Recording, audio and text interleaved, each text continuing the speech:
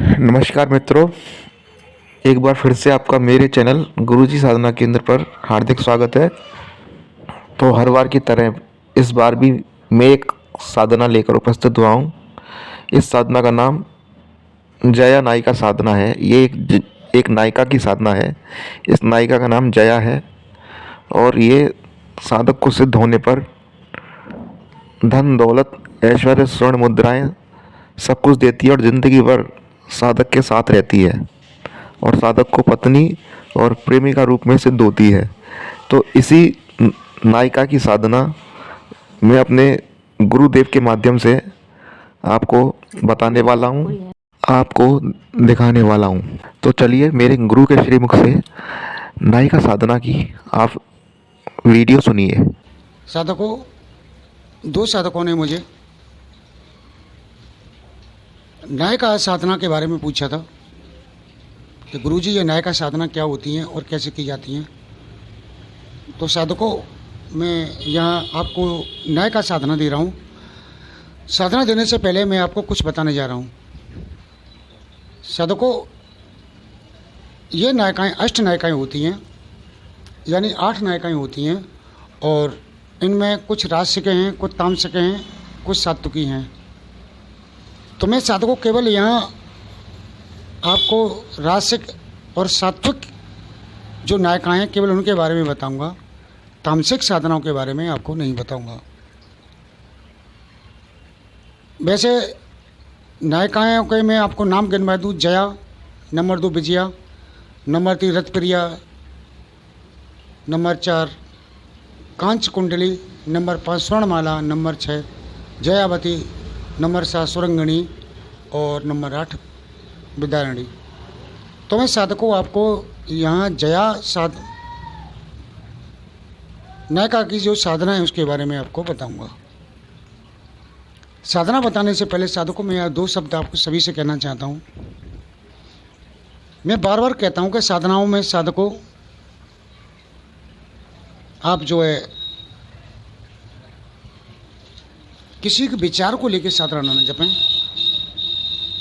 अर्थ या अथार्थी बन के साधना को ना जपें, मंत्रों को ना जपें, साधना ना करें।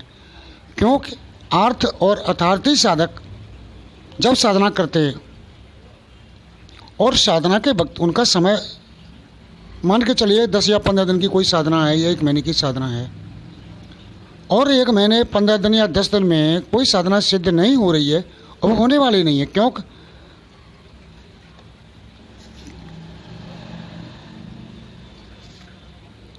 क्योंकि वो अर्थ और अथार्थी की श्रेणी में आते हैं, इसलिए उन्हें सिद्ध नहीं होगी। यानी प्रत्यक्षी सिद्ध तो होगी लेकिन प्रत्यक्षी कर नहीं होंगे और वो भी उन्हें इतना ही फल मिलेगा जितना उन्होंने मंत्रों का जपा है। तो साधकों फिर क्या होता है, साधक को क्रोध आता है। जब साधना सिद्ध नहीं होती है तो साधक को क्रोध आता है और साधक को क्रोध आने पर उसकी मति भ्रंत हो जाती है। आपने सुना होगा, लोग कहते हैं, बड़े बुजुर्ग लोग कहते हैं कि गुस्सा अक्ल को खा जाती है।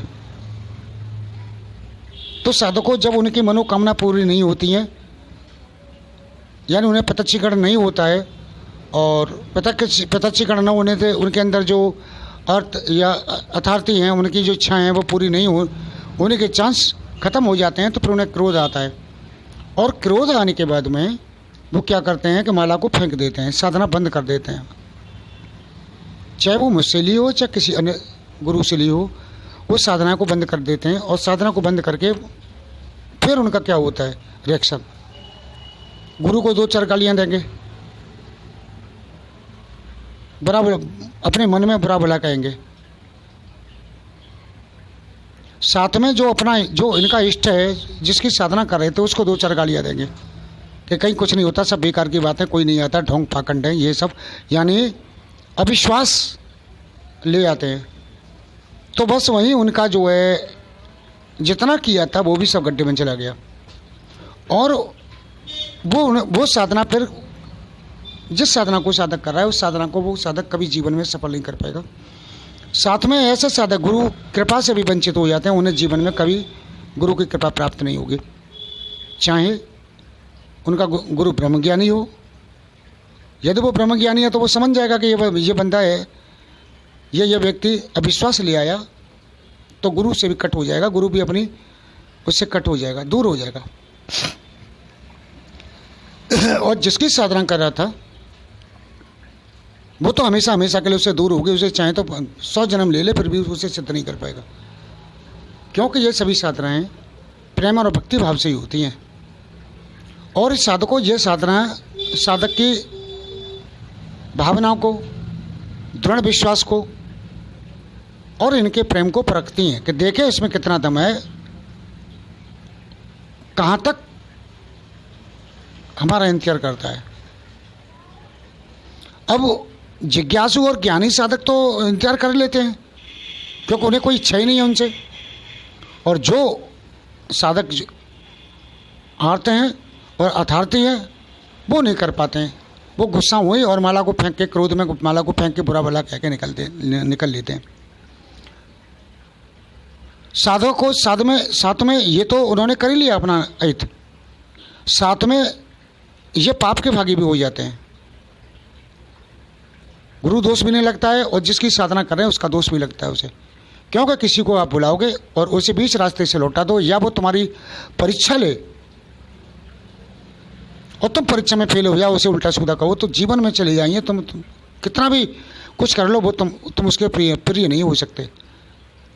एक भौतिक संसार की बात बता दूं, तुम किसी से कुछ मांगने जा रहे हो, 2 बार 4 बार 6 बार मांग रहे हो और आपको ये लगा कि ये देगा नहीं, और वो तुम्हारी परीक्षा ले रहा है, सामने वाला बैठ के परीक्षा ले रहा है कि देखो इसमें कितना दम है, या कितना मुझ पर विश्वास करता है, या कितना मुझसे प्रेम करता है।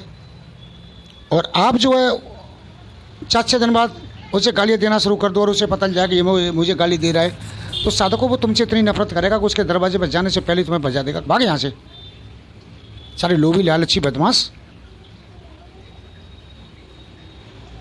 तो साधकों ये चीज़ें यहाँ होती हैं, ऐसे क्रोध करके जो साधक अपनी साधना को बंद कर देते हैं वो गुरु के कोप के भी भाजन हो जाते हैं और गुरु दोष भी लग जाता है, और जिसकी वो साधना कर रहे थे उसका भी उन्हें दोष लग जाता है और उन्हें शराब भी लग जाता है साधकों। तो वो जितने कष्ट में थे उससे और अधिक कष्ट में चले जाते हैं। ये बात मैं पहले एक बार छोटा 8 साल बार पहले एक वीडियो में बता चुका हूँ और आज फिर मुझे याद आ गई है तो फिर मैं बता रहा हूँ, क्योंकि साधकों की परिस्थिति ऐसी हो चुकी है। साधकों आप 1.25 लाख या 1.5 लाख या 2 लाख जो भी जब बताएं उससे थोड़ा बहुत अधिक करके उसे समापन कर दो, और नहीं हुई है तो अगली बार फिर राउंड में लोगों लेकर विश्वास मत लाओ। मान के चलिए यहाँ भी आप किसी के साथ शादी करना चाहते हैं तो वो लड़की या उसके साथ रहना चाहते हैं तो कोई महिला है या कोई लड़की है या कोई मनुष्य है, वो भी तुम्हारी परीक्षा लेगा कि देखें ये मेरा साथ देगा कि नहीं देगा, देखें इसमें कितनी दम है, देखें ये कितना प्रेम करता है, कितना भाव है मेरे प्रति। और उसे पता चल जाए कि तुम एक नौटंकी कर रही हो कि स्वार्थ के लिए उससे बात कर रहे हो, तो तुम्हें 2 लात मार के भगा देगी या भगा देगा। चाहे आप हों चाहे मैं हूँ, उसमें सम होता है, इसमें कोई वो नहीं है। साधकों मुझे 6 महीने लगे थे,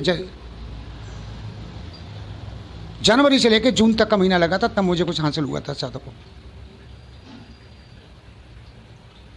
तो मैं न तो आर्थ था, न अथार्थी था, न जहाँ जिज्ञासु था, केवल भक्त रूप में मैंने बगलामुखी की थी।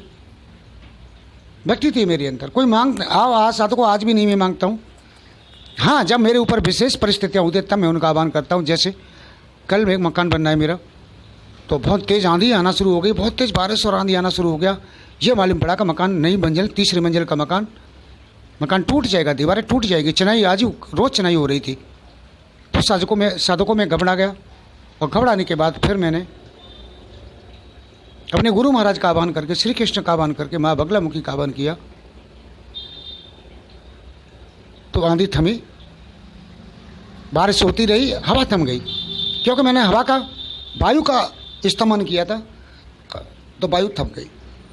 और इतनी तेज़ आंधी और बारिश थी कि मेरे बराबर में लगे हुए टीन शेड उड़ गए, कई दीवारें गिर गई आसपास की साथ को। मेरे और जो 3री मंजिल पे जो काम चल रहा था वो यथार्थ में खड़ी रही दीवारें, क्योंकि मुझे अपने ईश्वर पे भरोसा था, मुझे अपने गुरु महाराज बाबा पे भरोसा था, मुझे माँ बगलामुखी पे भरोसा था। तो साधकों ये भरोसा ही, प्रेम ही भरोसा होता है। अगर तुम प्रेम है तो भरोसा रहेगा, अगर प्रेम नहीं है तो भरोसा नहीं होगा साधकों। दोस्तों ये मेरे गुरुदेव का नंबर है, जो भी कोई व्यक्ति साधना करना चाहता है और किसी भी साधना की दीक्षा लेना चाहता है, तो ये गुरुदेव का व्हाट्सएप नंबर दिया है, आपको दिख ही रहा है। तो इस व्हाट्सएप नंबर से उनसे आप संपर्क कर सकते हैं और किसी भी पराशक्ति की साधना लेकर अपने जीवन को सफल बना सकते हैं, जो कि बहुत से लोग अपने जीवन को सफल बना ही रहे हैं। और इसी के साथ हमारा फेसबुक पेज भी है और इंस्टाग्राम पेज भी है। आपको दोनों पेजों के लिंक नीचे डिस्क्रिप्शन में मिल जाएंगे। डिस्क्रिप्शन पर जाकर आप हमारे फेसबुक पेज को फॉलो कीजिए, लाइक कीजिए। हमारे फेसबुक पेज पर भी आपको सभी समस्याओं के समाधान देखने को मिलेंगे और सभी प्रकार की साधना भी देखने को मिलेंगी। ऐसे ही इंस्टाग्राम पेज पर भी आपको सभी प्रकार की साधनाएं मिलेंगी और उनके समाधान भी मिलेंगे।